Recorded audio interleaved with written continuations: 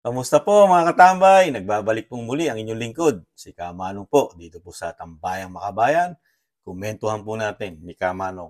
Ito po mga katambay, ito po mainit na balita po ito sa social media po mga katambay.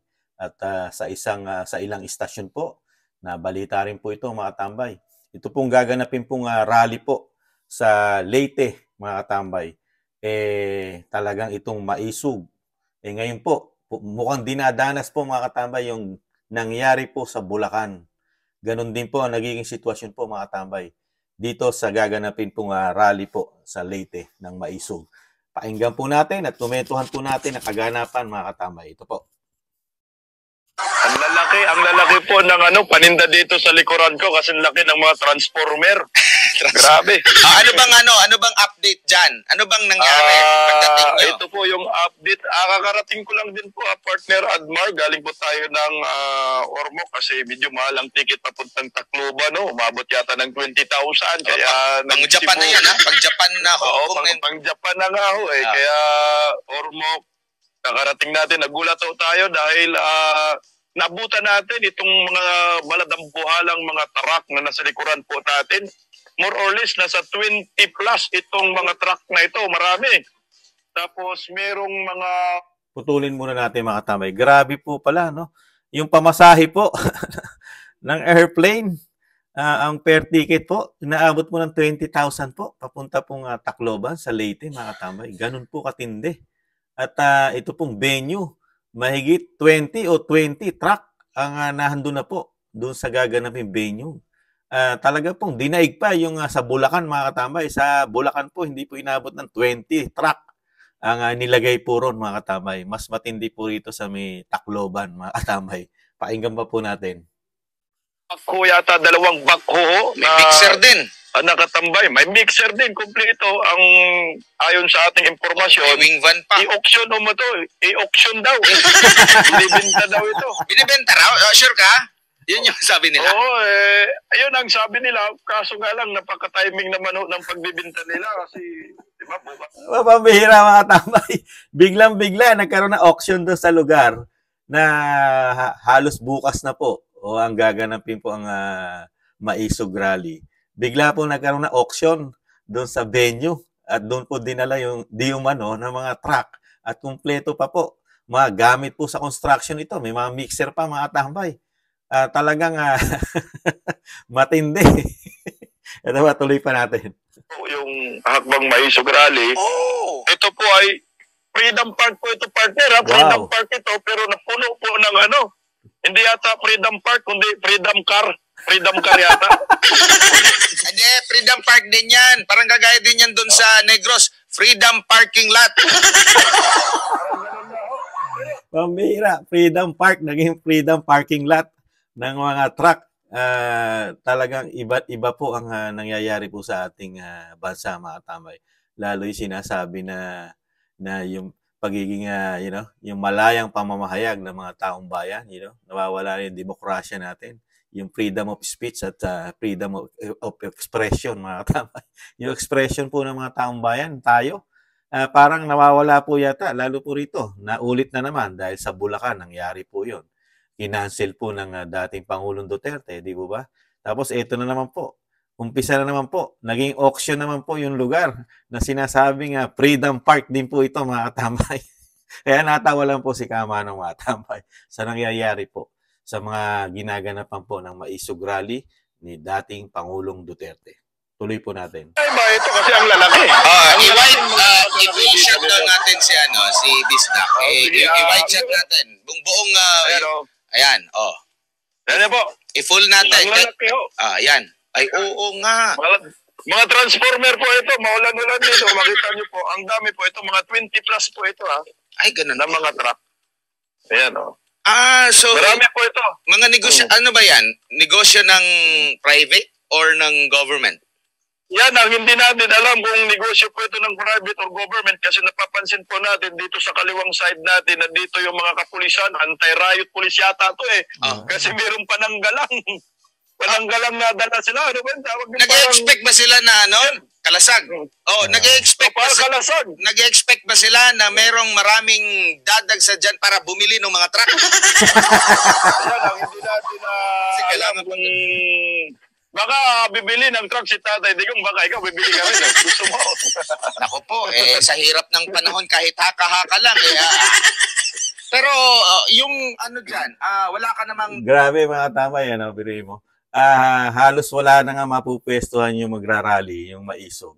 Pero tinambakan pa rin ng mga pulis na na anti-riot police doon sa lugar. Samantalang ang lahan doon puro truck na halos doon sa Freedom Park na puno na ng mga truck na yung po yata yung magrarally mga tamay. Ang magrarally na po yata sa Leyte, sa Tacloban. Ito pong mga truck dahil nandun na po yung mga pulis. Matindi po ang local government po ng ito pong Leyte, itong Tacloban sa gaganapin maisog. Medyo hindi po yata fairness o parang merong yata hindi umano kompas na sinusunod ang mga local government, ang mga LGUs po natin mga tambay. Kasi nakikita po natin na nangyayari po pagka may nagaganap pong maisog rally. Di ba? Ilan na pong probinsya nagka-problema mga tambay, di ba? Meron ng governor na nawala sa pwesto. Meron pa nagka-problema mga mayor, di ba? Nakakalungkot lang po.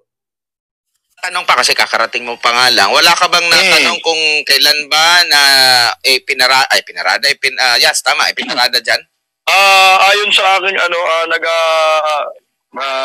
sagap na impormasyon kahapon pa daw ito, partner. Pinasok po nila ito dahan-dahan itong mga truck na to para bang may mission sila na talagang punuin po itong Freedom Park ng Tacloban ng maraming truck. Okay. Ang kanilang mga rasunis dito, auction umano. Ang tanong, meron na bang nag-inquire dito sa dami ng truck na yan? Pero kung auction yan, bakit dyan sa public na lugar? Correct. Ano ba ang common na ginagawa dyan sa lugar na yan? Maraming mga nagtatambay. Ano ba? Kasi dito kasi sa picture, hindi ko alam kung kay Pambansang Loyal ito. Dito sa picture na ito, ano lang yung parang plain lang na square. Hindi siya kagaya doon sa Freedom Park namin sa Dumaguete na parang may garden din, may mga lugar so na pwedeng pagtambayan. Yan ba ay malapit sa paaralan? Ano bang nakapaligid dyan ng mga establishmento? Actually, mga establishment dito malapit sa simbahan, may simbahan dito sa left side ko, tapos may mga establishment. Paaralan? Medyo malapit dito sa paaralan. So malimit yan tambayan ng mga estudyante. Actually, maraming estudyante dito kanina, yung hindi pa umulan, nagpa-practice po sila. Siguro sa schools nila. At yung iba, nandun pa ako sa estate. Ayan po mga tambay, mahaba pa po. Putulin natin. Thank you po kay Katambay Bistap at kay Katambay Admar, mga katambay. Yung natanggalan ng istasyon, ang SMNI. Ngayon po, nasa YouTube na rin po sila mga katambay. Yan po yung mga katambay natin. Mga talaga nakakita po ng problema ng bansa, mga katambay. Nakita po natin, dito po kay Katambay Admar, talagang ibang klase po ang nangyayari po sa ating bansa. Hindi po katulad nung panahon po ni Pangulong Duterte. Talaga hindi niya po kinitil ang kalayaan po ng mga mamamayan, mga Pilipino na magpahayag ng kanilang saloobin, lalo sa gobyerno, kung ano po nakikita nila. Di ba nung panahon ni Pangulong Duterte. Pero ngayon po, nakikita po natin parang nagiging silent, dictator ang nangyayari, di ba? Nagkaroon ng dictator na silent pa lang, na talagang ang ginagawa po di umano ay puro pailalim, na talagang, pero hindi po pumuputok ito sa malalaking media, mga katamay. Wala pong masyadong, issue, itong mga ganitong pagkitil sa kalayaan po ng mga Pilipino, mamayang Pilipino, lalo po itong peaceful rally. Kasi nakita naman po natin kung paano po mag-rally ang maisog. Wala pong gulo. Hindi po nagkakaroon ng riot, mga tambay. Malaya po sila nagpapahayag at puro pagpapahayag lang ang nakikita natin sa maisog. Yung nakikita po nila kung paano ang ating gobyerno magpalakad sa panahon ngayon. Yun lang po halos yung nakikita yung nakita po nila nga hindi nila nagugustuhan. Di po ba? Saka yung talagang sinasabi ni dating Pangulong Duterte na talagang, ibang-iba sa panahon niya ang pagpapatakbo. Saka isa pa, nakita po natin, narinig nung nakaraan, Tacloban po yan.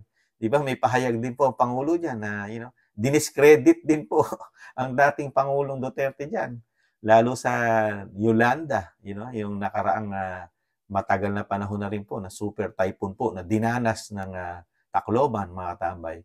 At ganun din po si dating Pangulong Pinoy na talagang diniscredit na halos walang nagawa. Ang may nagawa lang po dyan sa Tacloban, yung congressman po yata, yung speaker, saka yung dating mayor, at ito pong Pangulo natin ngayon yata. Sila lang po halos ang nagbangon at tumulong halos dyan sa Tacloban, mga tambay. Dahil sa naganap na trahedya po ng bagyong super typhoon na Yolanda. Pero ngayon po, hindi po nayo Yolanda at hindi po ang maisog. Hindi po sila ni Yolanda ng Tacloban, mga katambay.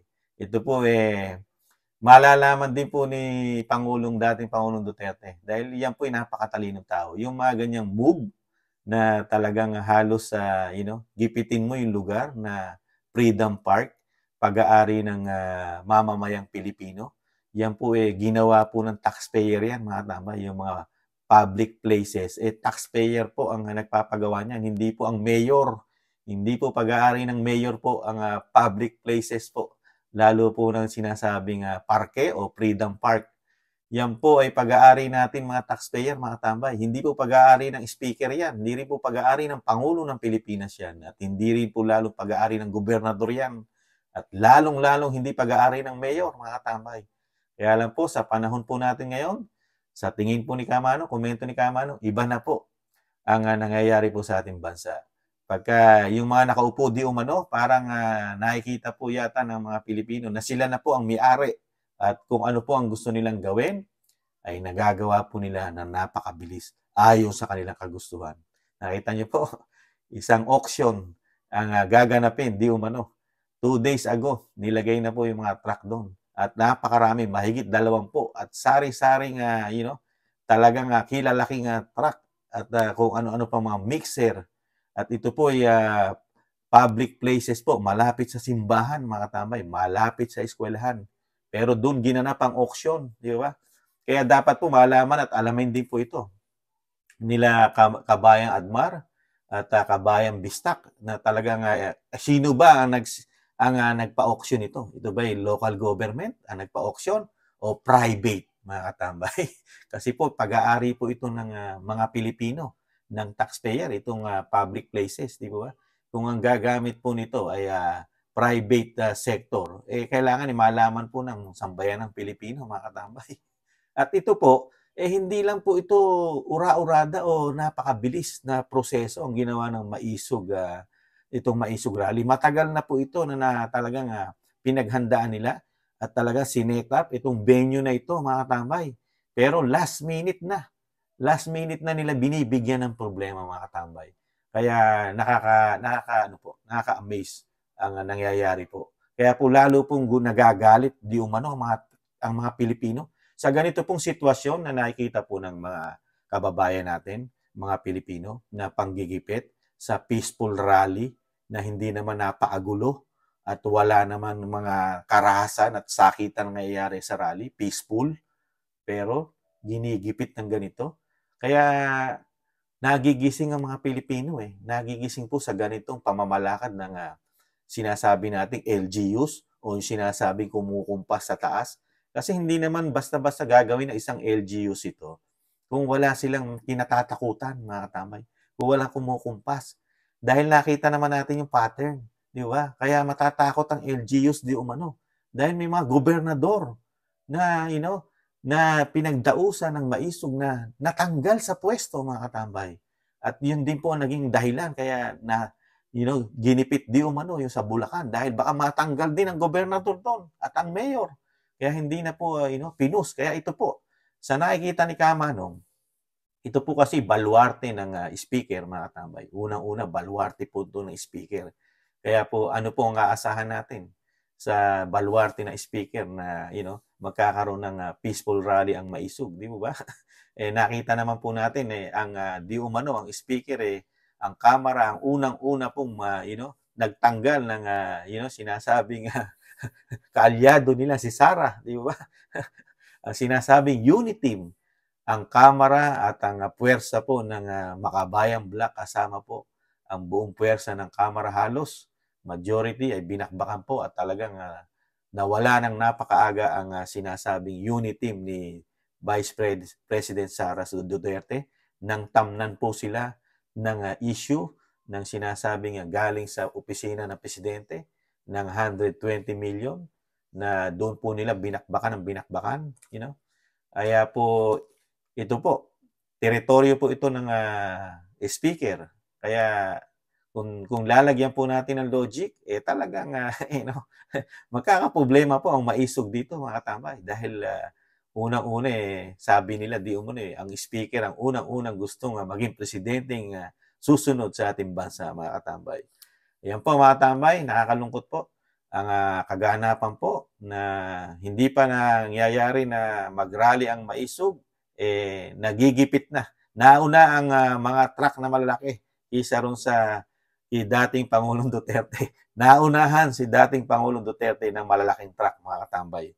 Kayo po, ano po masasabi niyo mga katambay sa ganitong klase na nangyayari po sa ating bansa? Pati po ang ating kalayaan na magpahayag ng ating freedom, nakikitil po yata mga katambay yung ating freedom of expression and speech, parang di umano, kitil na kitil pagka ganito nakikita natin na sitwasyon sa ating bayan mga katambay.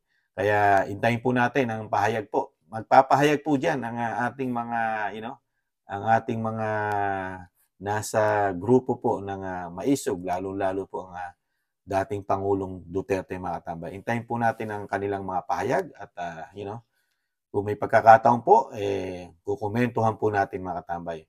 Pero bago po 'yon, basahin po natin muna yung mga komento po.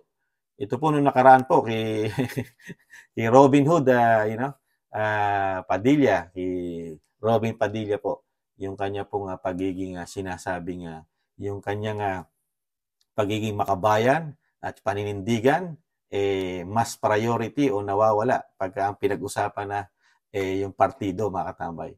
At yung sinasabi niyang nangangampanya siya na talagang gagawin niya na maging federalismo ang ating bansa, number 1. Talagang ididikdik niya. Pero ngayon, 2 taon na po, nawala na po yung mga katambay. Ito, basahin po natin yung ilang komento doon po kay Robin Hood. Sabi niya, isip-isip kayo kung strategy lang ba ang nangyayari sa PDP. Bakit pabor sila kay Cheese? Kay user JT3. Ito, 2 yung text niya kay user JT3. Kung isa lang ang partido sa Senado, mangyayari ang federalismo. Tama naman.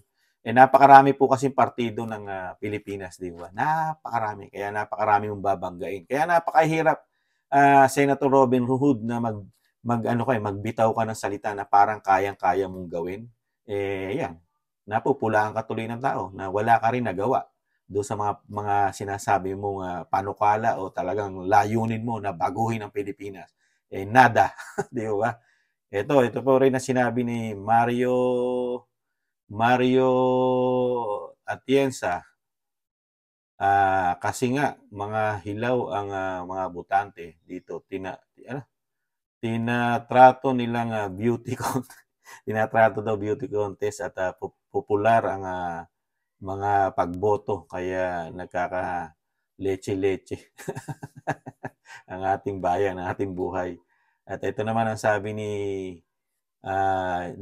Milky Way, kung wala na tayo asahan sa gobyerno, edi ikaw na, dami mo alam.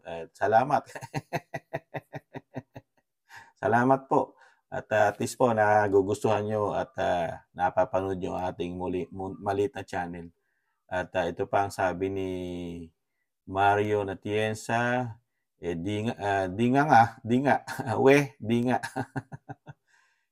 At MP PI3MJ, The statement made of Robin Padilla Blanc are indeed accurate during their election campaign. Politicians often profit themselves and champion of the country and its people. However, once they assume power, their priority and alliance over the people. Talagang ganun po talaga mga katambay sa kampanyahan, iba po yung lumalabas sa bibig natin kaysa ro sa actual. Ito po yung realidad talaga. Talagang hindi mo po pwedeng baguhin na yung sinasabing cancerous na konstitusyon ng Senado, mga katambay. No to Robin Padilla, nanindigan nga at user MY4. At ito po kay Ruth Torres, kaya ayaw nga nilang mag-alisan dyan. Kila Labulizin, 9354. Anong klaseng politiko? Simple lang, walang kwenta. At si Robin, walang alam, hindi nga kayang mag-handle ng committee hearing. Wala na po artista sa Senado na walang nagagawa. Yung sinusulong na federalismo ni Senator Robin Padilla, wala naman.